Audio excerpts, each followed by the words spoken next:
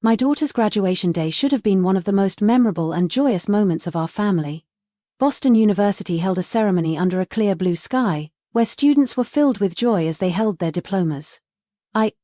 Jessica, could not have been prouder to see my daughter, Olivia, walk across the stage to receive her bachelor's degree in economics. After 4 years of hard work. For the past 22 years, I believe I have had a happy marriage with my husband, David, the man I have been with since I was 27. We built a life together in Boston, raising Olivia with love and care. I work as a financial analyst, while David runs a management consulting firm. Although we are not millionaires, we have saved enough to prepare for the future and plan for retirement. Life is like mine and stable. But this afternoon, as we gathered with friends and family for a photo shoot after graduation, I noticed something different about David. He kept checking his phone, his eyes darting around the crowd as if he was waiting for something. Beside him was Emily, his personal assistant, a young woman in her mid-30s who had worked for David for the past 2 years. She had a reason to help organize Olivia's celebration party, but I felt that it was not right. Although I tried to keep a calm exterior, my instinct was certain that Emily's presence was not simply a job. And just a few minutes later, David stood up in the middle of the party, glass of wine in hand, preparing to make an announcement that would completely change my life. David stood up, glass of wine in hand, his eyes scanning everyone with an uneasy confidence.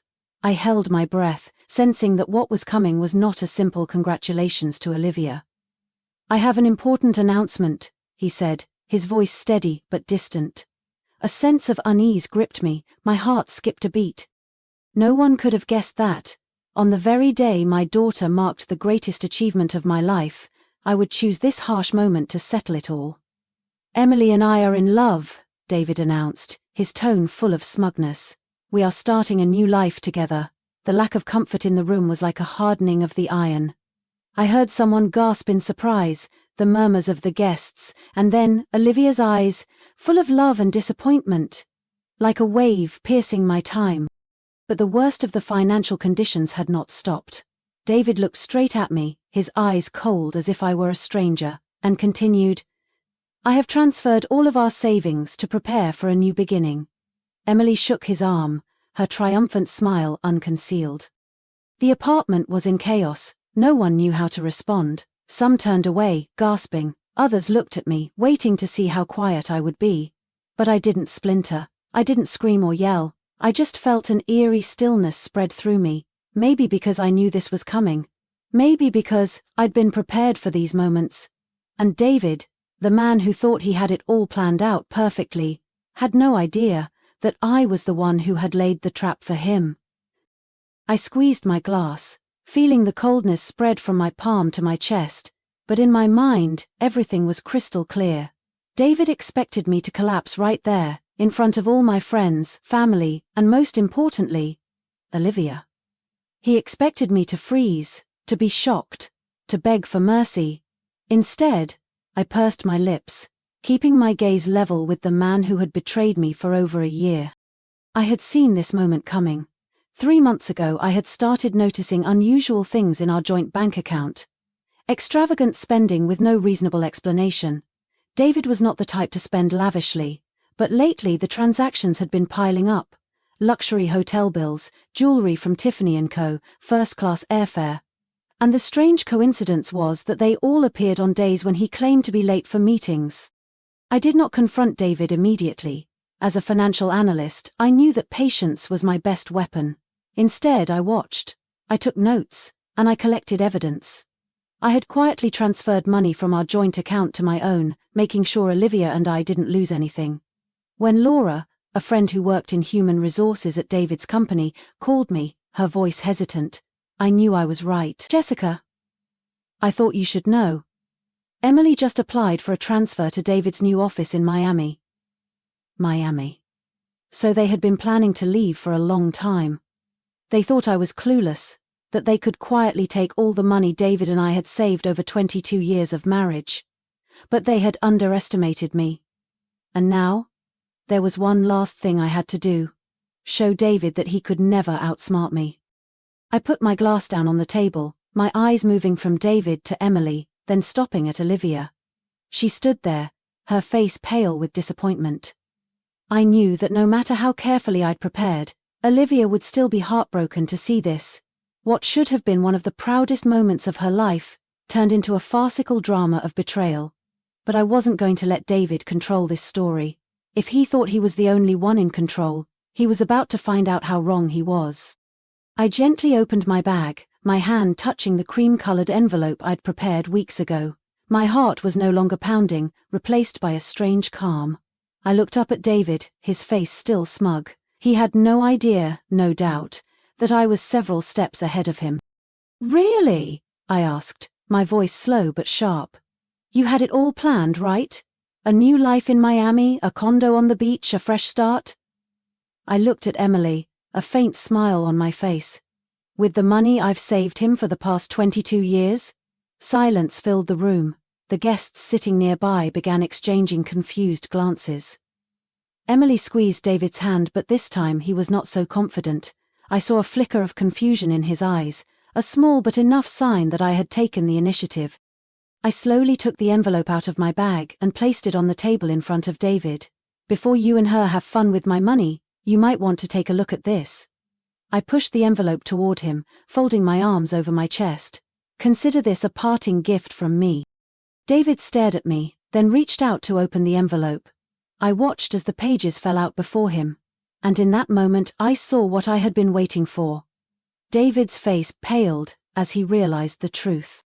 David flipped through the pages, his hands shaking as he read the first line. The smugness on his face vanished, replaced by shock, then panic. I knew exactly what he was reading. The divorce papers that had been filed and approved 3 weeks ago. The bank account freeze. The transaction reports that proved he had deliberately misappropriated funds. And the documents I had painstakingly collected about his illicit relationship with Emily. Emily leaned forward, trying to read over David's shoulder. When she recognized the numbers on the account statement, her eyes widened in horror. "What's going on?" Her voice rose, losing the confidence she had before. "You said we had money. You said you had it all set up." I gave a faint smile. Well, he did, but unfortunately he was wrong. Who do you think has been managing the finances in this family for the past 22 years? I raised my eyebrows, my gaze challenging. You think I don't see the transfers to my Miami account? The hotel bills, the gifts, the first-class flights? You think I'm just some naive wife who doesn't know anything? David turned to me, his voice urgent, wary. "Jessica, this is negotiable. We can work it out privately. You don't have to do it in front of everyone." I crossed my arms over my chest, tilting my head to look at him with amusement. "Oh, but you chose your daughter's graduation to humiliate me in front of everyone. Don't you think I should have a chance to show off a little?" I leaned in, my voice slow but sharp. "You like to make things public, don't you?"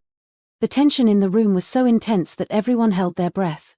Olivia stood still, her face stiff with pain, but I could see a glint of pride in her eyes. She realized that I wasn't a victim. David continued to flip through the papers, until he stopped at the last page. His tax returns with their financial irregularities. His face was white. "No, no way." I nodded slowly. "Have you forgotten that I'm a financial analyst? I've already sent all this information to the IRS.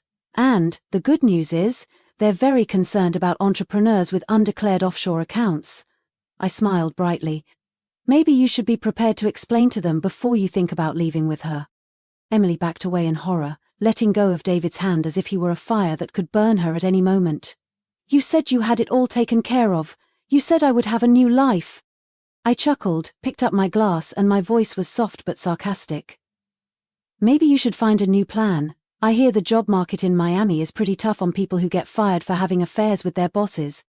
The room buzzed with whispers. Some smiled knowingly, others looked at each other in amazement. Laura, my best friend, covered her mouth and giggled, while Thomas, David's younger brother, just shook his head disappointed. David dropped the file on the table, his eyes dark, no longer the man who had confidently declared he was leaving me.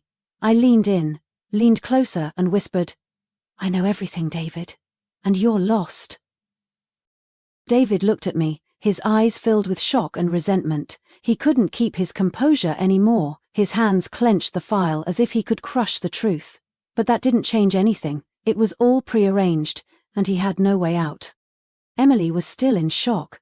She took a step back, her face pale as she stared at the numbers on the bank statement. "No way! This is a joke, right?" Her voice trembled, hoping to cling to something salvageable, but no, there was no mistake here. I took a sip of wine, savoring the sweetness on my tongue, then slowly set the glass down on the table.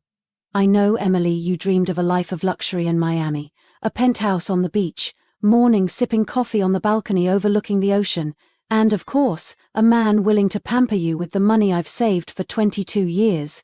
I tilted my head, my eyes cold as I looked at her. "But it looks like that dream is on hold indefinitely." David took a deep breath, trying to regain control. "Jessica," he said, his voice low, trying to negotiate. "You don't have to do this. We can break up peacefully. I don't want to turn this into a war." I laughed, a mocking laugh. "You don't want to turn this into a war? You just stood in front of our friends, our family and our daughter, and said you were dumping me for her, and you dare say you don't want a war?" I crossed my arms, leaning over him like I was looking at a pathetic person. "You were going to take my money, sneak off to Miami, and leave me to deal with it all, and now, when everything is falling apart right before your eyes, you want to negotiate? Too bad, David, you have nothing left to negotiate with." Emily turned to David, her face pale. "You promised me. You said we would have everything. Why are the accounts empty? Why is there a freeze?" I walked slowly over, crouching down to look at her. "Because I'm in control, Emily. I've always been in control, and that's not going to change." David clenched his fists, but he knew he was completely defeated. I didn't need to scream, I didn't need to cry. With patience, intelligence, and a perfect plan, I destroyed his entire scheme, right in front of everyone. Olivia finally spoke. Her voice was filled with anger and disappointment. "Dad did this to Mum, to me, on my graduation day?" She shook her head, her eyes glistening with tears but filled with determination. "I can't believe it. Dad didn't just betray Mum, he betrayed our entire family." David opened his mouth to say something, but Olivia turned away. I watched her, my heart aching, but I knew this wasn't my fault. This was the price David had to pay for his betrayal. I stood up straight, adjusted my dress, and turned to look at David one last time. "Divorce papers signed. All your accounts frozen. Your company will soon know about your financial misdeeds, and the IRS? It will surely be nice to have another interesting case to investigate." I picked up my glass and took another sip. "You picked this day to ruin me, but it's funny, David, because you're the one who's going to ruin me." The room fell silent. I could see Thomas, David's younger brother, standing next to him, looking at him with disappointment in his eyes. Laura chuckled, her eyes sparkling with admiration. And then I turned away, walking toward my daughter, the only person who mattered to me right now. I put my hand on Olivia's shoulder and squeezed it gently. "Come on, honey. This is your day. We still have a real party to celebrate." Behind me, David stood frozen in the pile of scattered papers, and Emily desperately searched for an escape, but there was no escape for them. They lost. Completely. 2 weeks after Olivia's graduation, news of David's scandal spread throughout the company and the Boston business community. I didn't have to do much, it just exploded like a time bomb. David's company, where he had once prided himself as founder and CEO, quickly launched an investigation after receiving a complaint from the HR department. Shady financial dealings, mysterious missing funds, and especially the improper relationship with Emily, a direct report, all came to light. The board, who had once seen David as a brilliant leader, now saw only greed, selfishness, and irresponsibility. 3 days after the internal investigation, David was officially fired. But his tragedy didn't end there. It didn't take long for the IRS to get involved. The offshore accounts he opened in secret, the undeclared transfers, all of this was clear evidence of serious tax evasion. I didn't need to report anything more, just let them figure it all out. When the IRS summons arrived, I knew David's downfall had officially begun. Emily, who had been smirking proudly that day, was no longer confident. When David was fired, she lost her job. The company not only wanted to get rid of David, but also wanted to distance herself from the whole mess he had caused. Emily was terminated immediately for violation of professional ethics. With no money, no patronage from David, Emily realized that her dream of a lavish life in Miami was completely shattered.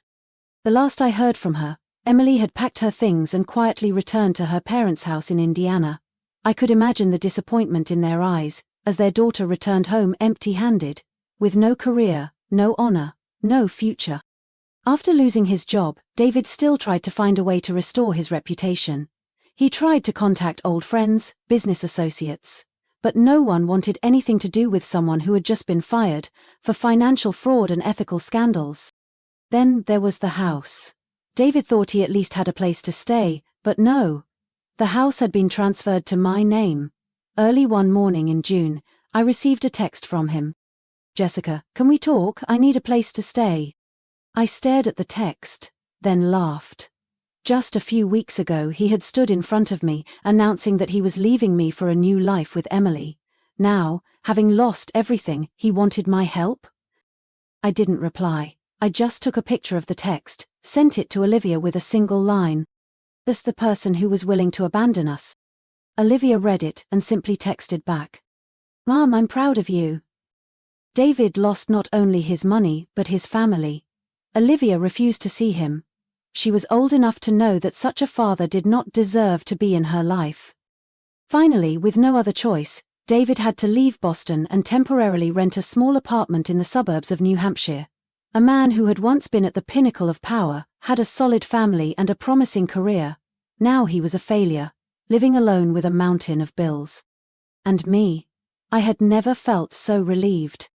The divorce went according to plan. Not only did I keep all my assets, but I also made sure that David could not touch a single penny. I continued my job as a financial analyst, and even received more opportunities after my story spread through the corporate world. Olivia was on her way to stardom too. After a tumultuous graduation, she took a job at a large financial firm in Boston. A few weeks later she asked me to join her startup, a financial consulting firm for women, a place to help wives and mothers never have to go through what I had. I said yes. Because sometimes the best revenge isn't getting even, it's living better, being stronger, and turning pain into strength. And I did. One bright fall morning, I sat on the balcony of my house, a steaming cup of coffee wafting gently through the trees in my yard. Golden rays of sunlight filtered through the trees in my yard, bringing with them a sense of peace I thought I would never have again. But this was the life I deserve. A life no longer bound by betrayal, no longer weighed down by the burden of a sham marriage. David was now a pale shadow of his former self. After losing everything, his career, his money, his reputation, even his family, he left Boston and disappeared from my life. I didn't care where he went, what he did, or whether he found a way to get his life back together. It didn't matter anymore. Emily? I heard she was struggling to find a job in Indiana after being rejected by the financial industry. No one wanted to hire someone with a history of ruining marriages and violating work ethics. Her dream of a lavish lifestyle was shattered as soon as it began. Olivia, on the other hand, was stronger than I thought. After the damage David had done, she picked herself up, continued on her path, and started a career at a prestigious financial firm. Together, we worked on a financial consulting project she proposed, helping other women protect themselves from the mistakes I had made. A gentle breeze blew by, carrying the gentle scent of autumn maple leaves. I took a deep breath, feeling every moment of freedom and serenity. I had experienced pain, had fought, had reclaimed everything that belonged to me, and more than that, I had found myself, a strong, independent, and fearless woman. I took a sip of coffee, smiled and thought to myself, this is not the end, this is just the beginning. Life always has unexpected challenges, but what is important is how we face and overcome them. From the above stories, the clearest lesson is initiative and courage. When faced with betrayal, injustice or loss, do not give up. Stay calm, observe and prepare. Control your finances, stay informed, and do not let others manipulate your life. True power comes from independence, from building your own value instead of depending on others. In the end, the best revenge is not hatred, but living better, stronger, turning pain into motivation for success and happiness. Life is always full of surprises and valuable lessons. What do you think about today's story? Leave your opinion in the comments section. Don't forget to follow the channel to wait for the next stories about family, love, and meaningful life lessons.